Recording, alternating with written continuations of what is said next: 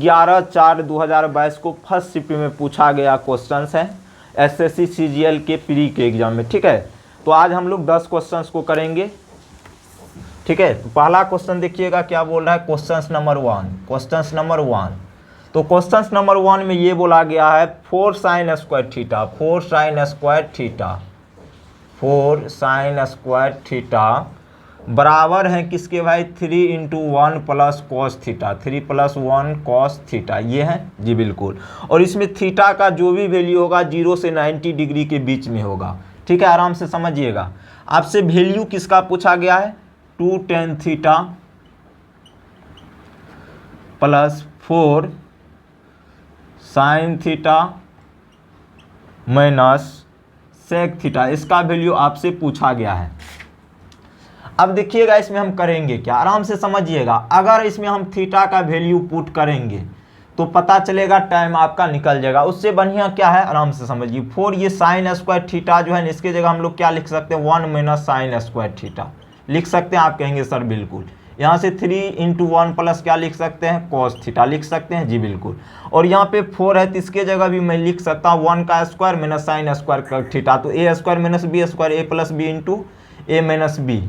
ठीक है, सॉरी यहाँ पे sin स्क्वायर थीटा नहीं होगा, cos स्क्वायर थीटा होगा। क्या होगा भाई, cos स्क्वायर थीटा। तो इसको मैं लिख सकता हूँ 1 - cos थीटा इंटू में 1 + cos थीटा लिख सकता हूँ। आप कहेंगे सर बिल्कुल लिख सकते हैं, क्यों नहीं लिख सकते हैं, 1 + cos थीटा। अब देखिएगा 1 + cos थीटा 1 + cos थीटा आपका कैंसिल हो जाएगा और यहाँ से होगा 4 - 4 cos थीटा होगा जी बिल्कुल। बराबर में कितने हो जाएंगे, 3। तो यहाँ से -4 cos थीटा बराबर आपके क्या हो जाएंगे बताइएगा सर, -1 कितना हो जाएंगे, -1। और यहाँ से ये कैंसिल हो जाएंगे तो cos थीटा बराबर हो जाएंगे आपके कितने, 1/4।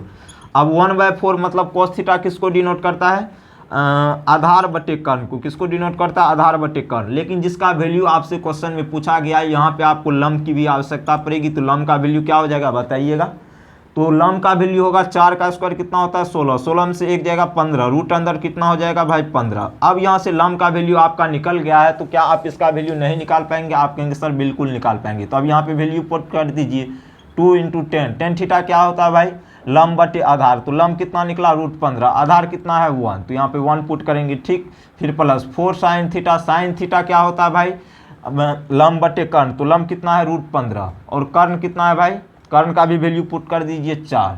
अब माइनस में sec थीटा। sec थीटा तो हम लोग जानते हैं क्या होता है, कर्ण बटे आधार। तो कर्ण कितना है,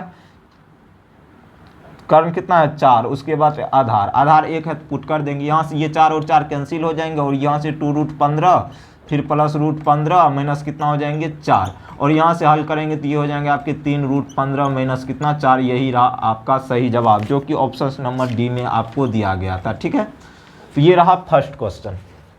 अब उसी तरह हम लोग दूसरे क्वेश्चंस की ओर बढ़ेंगे। देखिएगा इसमें हम थीटा का वैल्यू इसलिए नहीं पुट किए क्योंकि यहाँ पे बराबर में इक्वेशन दिया गया है। जैसे ही इक्वेशन आपका चिन्ह दिया रहता है, मतलब दो चीज़ें बराबर में इधर दी रहती है, तो उसमें थीटा का वैल्यू पुट करना थोड़ा सा डिफिकल्ट हो जाएगा।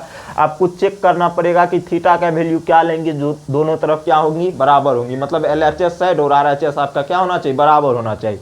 इस कंडीशन में आपको खोजना पड़ता है। ठीक है, लेकिन अगर हम यहाँ से देखते डायरेक्ट, तो यहाँ पे 1 + cos थीटा था, तो इसको भी अगर cos के टर्म में हम कन्वर्ट करेंगे तो 1 - cos स्क्वायर थीटा हो जाएगा। वहाँ से कम क्या होगा आपका फायदा, मतलब इसको हम लिख सकते हैं 1 का square - cos square theta a² - b²। तो a + b × a - b, तो ये तो यहाँ से कैंसिल हो जाने, इसीलिए हमने इस सूत्र का यहाँ पे क्या किया, यूज किया। ठीक है, इसीलिए हमने यहाँ पे थीटा का वैल्यू पुट नहीं किया, लेकिन आप थीटा का वैल्यू पुट करके भी बना सकते थे।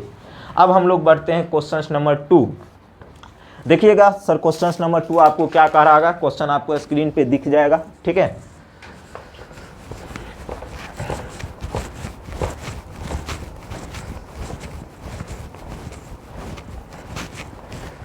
अब देखिएगा सर, क्वेश्चन नंबर 2 आपके स्क्रीन पे ये रहा। देखिएगा क्वेश्चन नंबर 2 क्या बोल रहा है आपसे। ये भी आपके पूछे गए क्वेश्चन से, हमने पहले ही कहा था ये क्वेश्चन आपके SSC CGL 2021 सॉरी 21 नहीं 22 11/4/2022 को ये क्वेश्चन पूछा गया है। तो मतलब क्वेश्चन में है x + 6y बराबर, आपको ये अलजेब्रा का क्वेश्चन है, 8 ये दिया गया आपको सर, बिल्कुल दिया गया। और उसके बाद x और y का वैल्यू किसके बराबर दिया गया है सर, 2 के बराबर। और कंडीशन है x का जो भी वैल्यू होगा 0 से बड़ा होगा, ये चीज़ भी ध्यान रखेंगे। अब क्वेश्चंस पे पहले हम लोग देखेंगे क्या पूछा गया है। तो x का क्यूब पूछा गया है भाई, और 216 का क्या पूछा गया, 216 y का क्यूब, ये आपसे पूछा गया है। तो क्वेश्चन में आपको नहीं दिख रहा है कि x + 6y 8 है, तो क्यों ना हम इसका क्यूब करेंगे, तभी तो ये वैल्यू आ सकती है। हम क्या करेंगे सर, इसका क्यूब करेंगे। क्या करेंगे, क्यूब करेंगे। तो ये हो जाएंगे क्या, a + b का होल क्यूब हो जाएगा। तो मतलब x + 6y का होल क्यूब करेंगे, तो इधर भी 8 का क्या हो जाएगा, क्यूब। और एक चीज़ आप लोग अच्छी तरह जानते हैं, इसके बराबर सूत्र होता है, यहाँ पे जिस सूत्र का यूज हुआ हम लिख देते हैं आपको। a + b का जो होल क्यूब होता है सर, क्या होता है बताइएगा। a + b का होल क्यूब होता है a क्यूब जोड़ b cube plus 3ab into a + b, यही होता है। आप कहेंगे सर बिल्कुल यही होता है, इसमें तो कोई दिक्कत वाली बात ही नहीं थी। अब यहाँ से उस पर बैठा दीजिए, तो a का क्यूब मतलब x का क्यूब x क्यूब, फिर b का क्यूब तो 216y क्यूब हो जाएगा, फिर प्लस 3ab, a की जगह x, b की जगह कितना है 6y, और इंटू में हो जाएगा x + y, क्या हो जाएगा x + y। तो x + y मतलब x प्लस कितना 6y, a + b होता है तो x + 6y बराबर में हो जाएंगे 512 होंगे। आप कहेंगे सर बिल्कुल। और यहाँ से आपका x cube plus 216y cube, और यहाँ पे देखिएगा सर, अगर मैं इसको गुना करूँगा 3 × 6 = 18, और एक्स वाई का वैल्यू आपको दिया गया, एक बार लिख ही देते हैं आपको समझाने के लिए। फिर x + 6y बराबर में 512। अब यहाँ से देखिएगा सर, इसका वैल्यू तो आपसे पूछा गया, तो इसको वैसे छोड़ दीजिए। अब यहाँ से इसको हम क्या कर सकते हैं, देखिएगा 18, और एक्स वाई का वैल्यू आपको क्वेश्चन में गिवन था 2, तो यहाँ पे 2 पुट करेंगे, और x + 6y का वैल्यू किसके बराबर है सर, 8 के बराबर, बराबर में 512 कर दीजिए। और इधर तो आपका यही टर्म बचना है, तो यहाँ से हो जाएंगे 18 दूना 36, 36 8 कितना होता है, 8 × 6 = 48, 8 × 288। तो मतलब यहाँ से x cube plus 216y cube का जो वैल्यू होगा सर किसके बराबर होगा, 512, अब माइनस इसको गुना कीजिए, कितना बोले थे, 18 दूना 36 में 8 से गुना कीजिएगा, तो 8 × 6 = 48, 288 हो जाएगा। इसको हल कर दीजिए, अब 12 में 60 जाएगा 4, और उस इधर कितना बचा, 10 में 60 जाएगा 2, आप 4 में से 2 जाएगा 2, 224, ये आपका क्या हो जाएगा, सही जवाब हो गया। ठीक है, क्वेश्चन में कुछ भी नहीं था, बहुत इजी क्वेश्चन आपसे पूछा गया, ये अलजेब्रा का क्वेश्चन है, ध्यान में रखिएगा। x + 6y का वैल्यू 8 था, xy का वैल्यू 2 दिया हुआ था। कंडीशन ये भी था कि x का जो भी वैल्यू होगा 0 से क्या होंगे सर, बड़ा होंगे। तो आपको एक चीज़ यहाँ पे डायरेक्ट दिमाग में दिखना चाहिए कि जो x + 6y वैल्यू किसका पूछा गया, x cube plus 216y cube का, तो इसका हम क्यूब करेंगे तभी ये वैल्यू आ सकते हैं। डायरेक्ट दोनों तरफ हम क्यूब कर देंगे, उसके बाद तो आप फॉर्मूला जानते हैं, उसके बाद वैल्यू बैठा देंगे, आंसर आपका निकल आएगा। ठीक है, ये किस ऑप्शन में आपको दिया गया था, ऑप्शन नंबर डी में दिया गया था, आपको स्क्रीन पे दिख रहा होगा ऑप्शन। ठीक है, अब हम लोग बढ़ते हैं क्वेश्चन नंबर 3 की तरफ। आराम से समझिएगा, कहीं भी कोई परेशानी आपको नहीं होने देंगे। ठीक है, और ये सभी क्वेश्चन आपके पूछे गए हैं, और पीडीएफ आपको डिस्क्रिप्शन लिंक में मिल जाएगा, वहां से जाके आप पीडीएफ लोड कर सकते हैं। ठीक है,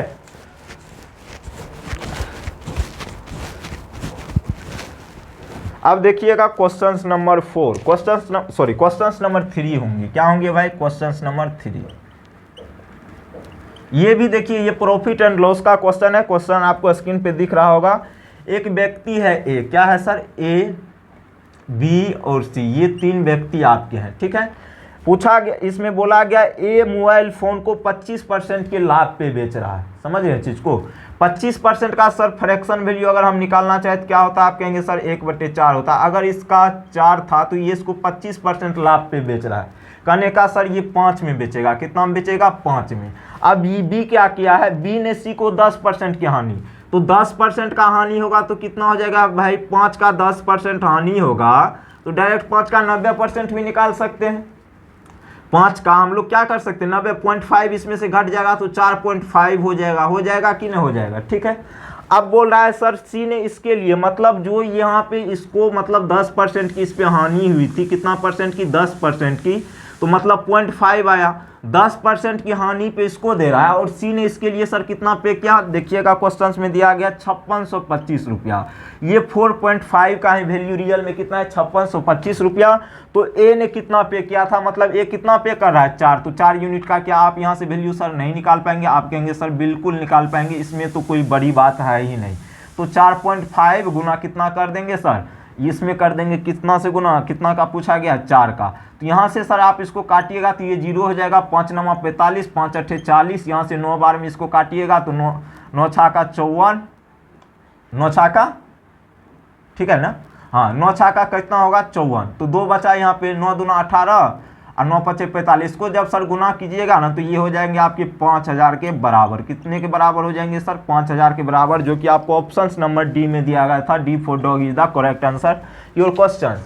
कुछ भी नहीं था क्वेश्चन में, फिर से समझा रहे हैं, समझिएगा। बोला क्या है, ए किसी वस्तु को बी को 25% के लाभ पे बेचा है, मतलब अगर बी का क्रय मूल्य 4 रुपया तो 25% के लाभ पे बेच रहा है, तो जाहिर सी बात है 25% का फ्रैक्शन वैल्यू 1/4 होता है, तो 1/4 मतलब 4 के सामान को 5 में बेचेगा। और बी ने क्या किया, ई भी अपने आप से 10% हानि पे बेचा, किसको, सी को, ठीक है, सी को 10% हानि बेचेगा तो 4.5 रुपया हो जाएगा यूनिट में। और इसी का क्वेश्चन में रियल वैल्यू इतना था, आपसे 4 का पूछा गया था, हमने कहा था जिसका पूछा जाए उससे गुना करते हैं, जिसका दिया रहता है उससे डिवाइड करते हैं, या आप इसको रेशियो मेथड से भी कर सकते थे, उसमें भी कोई प्रॉब्लम नहीं होने वाली है, ठीक है। तो रेशियो मेथड में कैसे करते, देखिएगा, ए है, बी है, सी है, आराम से समझिएगा।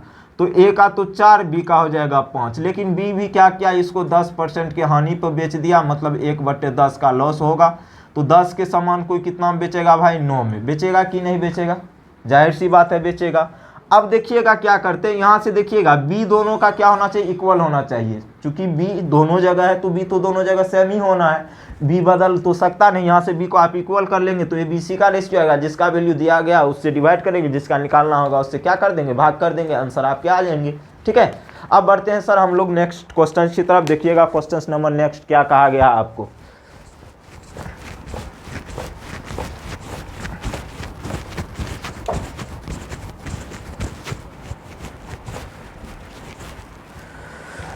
क्वेश्चन नंबर नेक्स्ट देखिएगा सर, बहुत ही, अब फिर आ गया एडवांस का क्वेश्चन। एडवांस का क्वेश्चन जैसे ही हम देखते हैं ना, मेरे दिमाग में जो 4 चांद लग जाता है। क्या लगता है सर, 4 चांद। देख के बहुत खुशी होती है एडवांस क्वेश्चन को, और करने में बहुत मज़ा आता है। देखिए सर, इसको हम लोग ऑप्शन से करेंगे, डिटेल में भी बता देंगे बाद में। एक आपका क्या है सर, समकोण त्रिभुज है, ये क्वेश्चन में डिक्लेयर आपसे कहा गया है, क्वेश्चन आपको दिख रहा होगा। बोला एक चीज़ आप देख लीजिएगा, इसमें आपको कर्ण फिक्स रहता है हमेशा, तो ये आपके x+3 हो जाएंगे, इसमें कर्ण का वैल्यू दिया गया है। आप लंब आधार किसी को भी लिख सकते हो, उससे कोई दिक्कत नहीं। अगर ये थीटा है तो ये x-1 त्रिभुज की 3 भुजा मान लेते हैं, ये x-1 लंब है, x+1, ये कुछ भी हो सकता है, ऐसे आप डायरेक्ट कर दीजिए, ठीक है।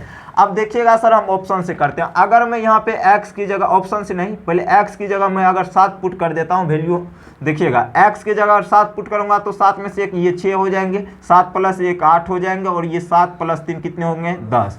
अब यहाँ पे आपको दिख रहा है 6 8 10 का ट्रिपलेट बनता है, तो मेरा ये ऑप्शन क्या हो गया, सेटिस्फाइड हो गया, क्योंकि समकोण त्रिभुज जो है ट्रिपलेट का क्या करती है, समकोण त्रिभुज में ट्रिपलेट बनता है। तो समकोण त्रिभुज में अगर हम यहाँ पे वैल्यू 7 रखे तो ये ट्रिपलेट बन गया। लेकिन क्वेश्चन में आपसे क्या पूछा गया सर, कर्ण की लंबाई, तो कर्ण कितना था x+3, तो x का वैल्यू 7 पे सेटिस्फाइड किया, इसमें 3 जोड़ देंगे तो 10 आंसर हो जाएंगे। कुछ भी तो नहीं था इस क्वेश्चन में, ठीक है, तो यही रहा आपका आंसर, ठीक है। तो ये रहा क्वेश्चन नंबर कितना, 4 का होगा, हाँ क्वेश्चन नंबर 4 का आंसर ये होगा, ठीक है। अब हम लोग बढ़ते हैं क्वेश्चन नंबर 5 की तरफ। क्वेश्चन नंबर 5 आपका एवरेज से पूछा गया है। किससे पूछा गया, एवरेज से, ठीक है। देखिएगा एवरेज का थोड़ा सा लॉजिकल क्वेश्चन पूछा गया, देखने में छोटा जरूर है लेकिन लॉजिकल है, लेकिन हार्ड नहीं है, ठीक है। सबसे पहले देखिए क्वेश्चन में क्या बोला है, पी और उसके 3 दोस्तों का औसत भार 55 kg है। पी और उसके 3 दोस्तों का जो औसत भार है 55 kg है, इसको ध्यान में रखिएगा। पी जो है, मान लेते हैं इसका दोस्त जो है XYZ है, XYZ है, तो यहाँ पे टोटल कितने व्यक्ति हो गए भाई, 4। तो P + X + Y + Z, औसत भार निकालने के लिए क्या करते हैं, सभी को जोड़ देते हैं, जितना मेंबर रहेगा उससे क्या करेंगे, भाग देंगे, और इसी का वैल्यू क्वेश्चन में वैल्यू इसका दिया गया था 55, ठीक है।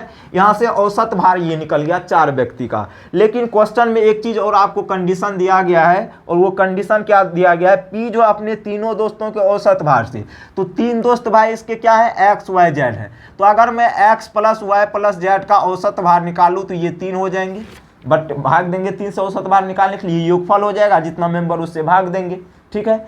इसके औसत भार को मैं मान लेता हूं तत्काल के लिए क्या बताइएगा, कुछ मान लेते हैं, ए मान लेते हैं। क्या मान लेते हैं? ए मान सकते हैं। आप कहेंगे सर बिल्कुल। तो यहाँ से औसत भार हो गया। अगर मैं इसका योगफल निकालना चाहूँ x plus Y plus Z का, तो ये हो जाएंगे आपके 3। चीज़ों को समझिएगा। अब लेकिन P का जो भी होगा, जितना ये तीनों दोस्त का औसत भार होगा उससे 4 अधिक होगा, तो तीनों दोस्त का औसत भार कितना है? A है। तो P का इससे 4 अधिक होगा तो A प्लस 4 होगा कि नहीं होगा? जी बिल्कुल होगा। अब वैल्यू आप यहाँ पे पुट कर दीजिए। तो P का वैल्यू हम क्या पुट कर सकते हैं? A प्लस 4 और x plus Y plus Z का वैल्यू हमने निकाला 3 है, ठीक है। और ये गुना हो जाएंगे तो 220 हो जाएंगे, और यहाँ से ये हो जाएंगे सर आपके 4a बराबर कितना? 216, और a का वैल्यू जो होंगे सर 216 बट्टे कितने हो जाएंगे? 4, और यहाँ से हो जाएंगे आपके 54। लेकिन आपको a का मतलब किसका? a का वैल्यू नहीं पूछा गया, p का वैल्यू पूछा गया। तो p का जो वजन होगा क्या होगा सर? p का वजन होगा जो भी मतलब तीनों दोस्त का एवरेज था उससे 4 अधिक होगा। तो मतलब इतना, ये एक इसका वैल्यू, एक किसको डिनोट करेगा? तीनों दोस्त के औसत भार को। तो 54 आप प्लस में क्या करेंगे? 4 जोड़ देंगे तो 58 ही आपका क्या हो जाएगा? करेक्ट आंसर हो जाएगा। यही रहा आपके क्वेश्चंस का सही जवाब, जो कि आपको ऑप्शन नंबर डी में दिया गया था, ठीक है। अब हम लोग बढ़ते हैं क्वेश्चंस नंबर नेक्स्ट की तरफ। क्वेश्चंस नंबर ये 5 था सर आपका, क्या था? 5, ठीक है। अब क्वेश्चंस नंबर नेक्स्ट की तरफ जैसे ही हम लोग बढ़ते हैं, आराम से समझिएगा। क्वेश्चंस नंबर नेक्स्ट क्या कहा गया, आराम से समझिए। 10 क्वेश्चन आज हम आपको कराएंगे, उसके बाद जो क्वेश्चन बच जाएंगे उसको अगले दिन हम लोग क्या करेंगे? अब देखिएगा सर, क्वेश्चन नंबर कितना होगा? 6 आपका होगा। कौन सा होगा? 6। Question number 6। क्वेश्चन नंबर 6 में क्या कहा गया है? ये आपका सिंप्लीफिकेशन से क्वेश्चन है। 372 भागा कितना है? 56 गुना 7 माइनस 5 प्लस 2, यही है जी बिल्कुल। अब इसको क्या कीजिएगा? सबसे पहले जिसका क्रिया हम लोग करेंगे भाग का, गुना है तो गुना, 7 माइनस 5 प्लस में 2, तो 7 8 56, यही होगा। और किसी को काटना है तो काट दीजिए, 4 से काट दीजिए, 4 दूना 8, 4 9 36, 4 3 12, तो मतलब 93/2, और ये हो जाएंगे माइनस का 3। अब इसको हल कर दीजिए सर, 93 में से 6 चल जाएगा, बट्टे में 2 हो जाएगा, तो कहने का सेंस कितना? 87/2। इसको आप पूर्णांक में तोड़ दीजिएगा। किसी ऑप्शन में अगर 2 है तो एक ही ऑप्शन में ऐसा दिख रहा है, 43.1/2, यही आपका क्या हो जाएगा? करेक्ट आंसर, जो कि ऑप्शन नंबर ए में दिया गया था। क्या था इस क्वेश्चन में? कुछ भी तो नहीं था। अब जो अगला क्वेश्चन आपके सामने आने वाला है, ज्योमेट्री का क्वेश्चन है। क्या है? ज्योमेट्री का क्वेश्चन है, लेकिन बहुत ही मज़ेदार क्वेश्चन है, टेंशन नहीं लीजिएगा। इसको भी हम बहुत अच्छी तरीके से कराएंगे आपके सामने, कहीं भी कोई परेशानी नहीं होगी, ठीक है। अब देखिएगा सर, ये ज्योमेट्री का क्वेश्चन क्या कहा गया आपसे? थोड़ा सा लॉजिकल है लेकिन डिफिकल्ट नहीं है। लॉजिकल है लेकिन डिफिकल्ट नहीं है। कहने का सेंस क्या हुआ? ईजी ही है। क्वेश्चन नंबर कितना हो जाएंगे? सॉरी, इससे पहले एक सर आपका आया है ratio question, question number 7। Question number 7 ratio से रिलेटेड है, ठीक है। बोल रहा है ए और बी है। ए और बी कोई 2 व्यक्ति हैं। ए और बी क्या है भाई? 2 व्यक्ति हैं। इसके इनकम का रेशियो आपको दिया गया 11, रेशियो कितना है सर? 13। और एक्सपेंडिचर मतलब खर्च का रेशियो दिया गया है कितना भाई? 9:11, ठीक है।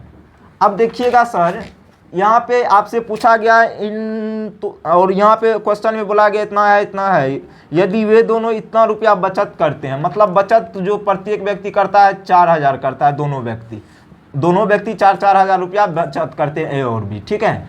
अब यहाँ से एक चीज़ आप लोग जानते हैं, अगर मैं यहाँ से इनकम में से एक्सपेंडिचर घटा दूँ तो ये सेविंग का रेशियो आएगा, और यहाँ से भी मैं क्या करूँ, इन दोनों को घटा दूँ तो ये भी आपके क्या आएंगे? सेविंग के रेशियो आएंगे जी बिल्कुल आएंगे। अब देखिएगा 11 से 9 गया 2, ए का सेविंग 2 और बी का भी सेविंग किसके बराबर? 2 के बराबर। तो 2 के बराबर, तो प्रत्येक आदमी 4000 रुपया बचत करता है, तो 2 का वैल्यू किसके बराबर हो जाएंगे? 4 के बराबर, 4000 के बराबर। अब यहाँ से 1 का वैल्यू 2000 के बराबर हो जाएंगी। लेकिन क्वेश्चन में आपसे ये नहीं पूछा गया था, पूछा गया था इनकम। तो इनकम का अंतर पूछा गया। तो ए और बी के इनकम का रेशियो कितना है? 11 और 13। तो अंतर यहाँ पे 2 यूनिट का है। 1 यूनिट का वैल्यू हम निकाल चुके हैं 2000, तो 2 यूनिट का वैल्यू 2000 गुना 2 हो जाएगा, कितना हो जाएगा सर? 4000। यही रहा आपके क्वेश्चन का सही जवाब, ठीक है। एक काम इसमें हम और कर सकते थे, 2 और 2 कितना होता है? 4 होता है। तो 4 यूनिट का वैल्यू तब हो जाता 8000 के बराबर। किसके बराबर? चूंकि इधर भी ऐड कर रहे हैं तो उधर जो रियल में है उसको भी ऐड करना पड़ेगा, ठीक है। तो यहाँ से भी 1 यूनिट का वैल्यू 2000 ही निकलता है, फिर भी आपका आंसर क्या रहता? समान रहता, उससे कोई फर्क नहीं पड़ता, ठीक है। अब चलते हैं क्वेश्चन नंबर नेक्स्ट। ज्योमेट्री का बहुत ही मज़ेदार क्वेश्चन आया है आपके सामने, इसको भी हम लोग धुआं कर देंगे, कहीं भी कोई परेशानी आपको नहीं होगी, ठीक है। देखिएगा सर क्वेश्चन क्या कह रहा है आपसे। बोल रहा है क्वेश्चन नंबर 10 नहीं है सर, 7 हुआ तो ये 8 होगा, ठीक है। बोल रहा है एक समबाहु त्रिभुज एबीसी, मतलब देखिएगा एक सर्कल है आपका ओ, क्या है सर? ओ एक सर्कल है जिसमें एक समबाहु त्रिभुज एबीसी है। एक समबाहु त्रिभुज हम क्या करते हैं सर, इसमें बना लेते हैं ओ एबीसी। क्या बना लेते हैं? एबीसी। देखिएगा ज्योमेट्री में अगर कोई भी इंफॉर्मेशन दिया गया है तो उसका 90% चांस है कि उसका यूज होगा, ठीक है। तो हम क्या करेंगे, अगर ये समबाहु त्रिभुज है तो इसकी तीनों भुजा बराबर होगी, तो ये एंगल 60 डिग्री, ये भी 60 डिग्री और ये भी किसके बराबर? 60 डिग्री के बराबर। अब देखिएगा क्या बोला गया है, लघु चाप BC पर एक बिंदु D है, मतलब लघु चाप BC के द्वारा यहाँ पे लघु चाप क्या बन रहा है सर? ये बन रहा है। और यहाँ पे बोल रहा है D एक बिंदु है, D एक क्या है सर? बिंदु है, ठीक है सर। इसको हम यहाँ से क्या करते हैं? मिला देते हैं, इसको हम यहाँ से मिला देते हैं, ठीक है। D है और CBD 40 डिग्री है, मतलब ये A है, ये B है, ये क्या है सर? C है। और CBD इसका वैल्यू आपको 40 डिग्री दिया गया। आपसे पूछा किसका वैल्यू गया है? एंगल BCD का वैल्यू पूछा गया है। तो क्या आप नहीं निकाल पाएंगे? आप कहेंगे सर बिल्कुल। कैसे? देखिएगा सर, अब ये जो आपका देखिएगा चतुर्भुज ABCD, ये अब आपका साइक्लिक क्वाड्रिलेटरल बन गया। क्या बन गया सर? चक्रीय चतुर्भुज बन गया। चक्रीय चतुर्भुज बन गया। क्या होता है चक्रीय? वैसा चतुर्भुज जिसकी चारों शीर्ष वृत्त को क्या करता हो? वृत्त के सरकम सेंटर पर स्थित रहता है। तो मतलब कहने का सेंस वो ये हुआ, साइक्लिक क्वाड्रिलेटरल का एक गुण होता है। क्या होता है सर? आमने सामने के एंगल का जो सम होता है किसके बराबर होता है? 180 डिग्री के बराबर। उसी तरह angle A plus angle D का भी वैल्यू किसके बराबर होगी? 180 डिग्री के बराबर। और एक चीज़ आप लोग अच्छी तरह जानते हैं, अगर ये 60 डिग्री हो जाएगा तो ये हो जाएगा 120 डिग्री। क्यों भाई? क्योंकि क्या है? चक्रीय चतुर्भुज है, चक्रीय चतुर्भुज के आमने सामने का कोणों का योगफल 180 डिग्री। तो यहाँ से अब देखिए इसका वैल्यू आपसे पूछा गया है तो नहीं निकाल पाइएगा। आप कहेंगे सर बिल्कुल। अब ये आपका एक ट्रायंगल बन रहा है। क्या बन रहा है? एक ट्रायंगल बन रहा है। ट्रायंगल बन रहा है जी बिल्कुल। तो 40 प्लस 120 160 हो गया, तो बचा ये कितना? 20 डिग्री तो बचा। तो यही आपका क्या हो जाएगा? करेक्ट आंसर, जो कि ऑप्शन नंबर A में दिया गया था। क्या इतना इजी क्वेश्चन था? मतलब थोड़ा सा लॉजिकल था, कुछ नहीं था। ये लघु चाप दे दिया इसीलिए आप लोग भटक जाते हैं, लेकिन भटकना नहीं है। कैसे हम चीज़ों करते हैं, जो भी इंफॉर्मेशन अगर ज्योमेट्री में दिया जाता है तो उसका 90% चांस है कि यूज होगा। तो जैसे जैसे आप क्वेश्चन पढ़ते जाते हैं उस चीज़ों को वहाँ पे दर्शाते जाइए, कहीं भी कोई परेशानी आपको नहीं होगी, ठीक है। एक और क्वेश्चन है सर, एक और क्वेश्चन ज्योमेट्री का देख लेते हैं, बहुत ही मज़ेदार क्वेश्चन है, ठीक है।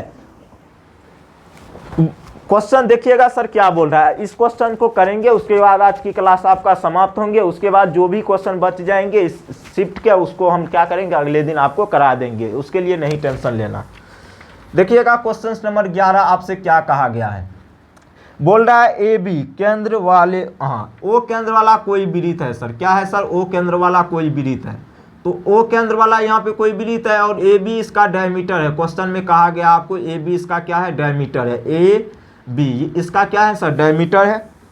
अब देखिएगा बिंदु A पर एक स्पर्श रेखा खींची जाती, तो बिंदु A है तो स्पर्श रेखा यहाँ से हम लोग क्या करेंगे? खींच देते हैं। खींच दिए जी बिल्कुल। अब देखिएगा क्या बोल रहा है, C वृत्त पर एक ऐसा बिंदु है जिससे BC उत्पन्न स्पर्श रेखा से P पर मिलता है। अब देखिए मान लीजिए कि C वृत्त पर एक बिंदु है, तो मान लेते हैं C यहाँ पे क्या है? एक बिंदु है, यहीं पे मान लेते हैं। अब यहाँ से ये क्या होता है, जो यहाँ से A से जो स्पर्श रेखा उत्पन्न हुआ इसको जाके कहाँ पे मिलता है? P पे मिलता है। किस पे मिलता है? P पे। ये बिंदु आपका C हो गया। अब बोल रहा है क्या, यदि APC मतलब APC ये एंगल आपको 62 डिग्री दिया गया है, ठीक है। ये एंगल किसके बराबर है? 62 डिग्री के बराबर। एक चीज़ आप लोग जानते हैं, केंद्र से परिधि तक की दूरी जो होती है कितना डिग्री होती है? क्या होती है भाई? त्रिज्या। ये आपकी रेडियस हो जाएगी जी बिल्कुल। और एक चीज़ आप लोग अच्छी तरह जानते हैं, रेडियस और टेंजेंट के बीच 90 डिग्री का एंगल बनता है जी बिल्कुल। आपसे पूछा क्या गया है? तो छोटे चाप AC का माप ज्ञात कीजिए। छोटे चाप मतलब AC का माप, तो इसका वैल्यू आपसे पूछा गया, तो नहीं निकाल पाइएगा जी, बिल्कुल निकाल लीजिएगा। कैसे?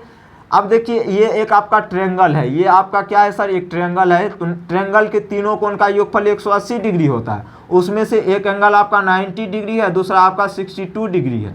तो शेष जो बचेगा वही तो तीसरा कोण का माप होगा। तो मतलब 180 डिग्री -2 यहाँ से हो जाएगा, 9 6 कितना होता है सर 15। तो यहाँ से बचेंगे आपके सर कितना डिग्री, हाँ ठीक है।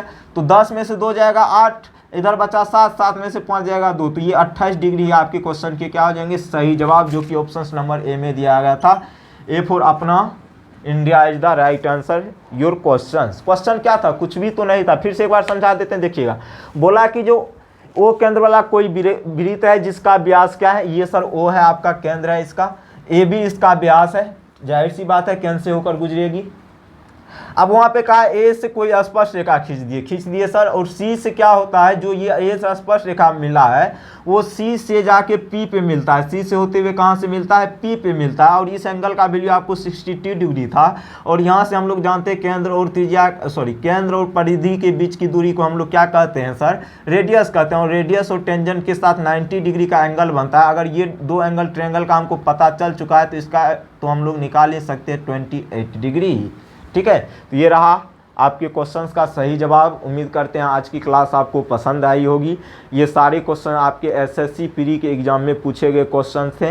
और क्वेश्चंस का लिंक जो है, मतलब पीडीएफ का, क्वेश्चंस के पीडीएफ का लिंक आपको डिस्क्रिप्शन लिंक में मिल जाएगा। ठीक है, अगर हमारा सॉल्यूशन ये आपको अच्छा लगा तो चैनल को प्लीज़ लाइक कर दीजिएगा, शेयर कर दीजिएगा, सब्सक्राइब कर दीजिएगा। ठीक है, तो ऐसे ही हम लोग मिलते रहेंगे, ऐसे ही बेहद महत्वपूर्ण सवालों के साथ जो आपके एसएससी में पूछे गए क्वेश्चंस है, उससे आगे में आपका एसएससी का एग्जाम भी होने वाला है, तो उसके व्यूज़ आपके लिए मस्ट इम्पोर्टेंट होने वाला है ये वीडियो। ठीक है, तो अब चलते हैं, मिलते हैं अगले क्लास में। इस शिफ्ट के जितने भी क्वेश्चन बच गए हैं उसको अगले दिन हम लोग क्या करेंगे, कराएंगे। आज के लिए इतना ही। जय हिंद, जय Bharat, bye bye, take care.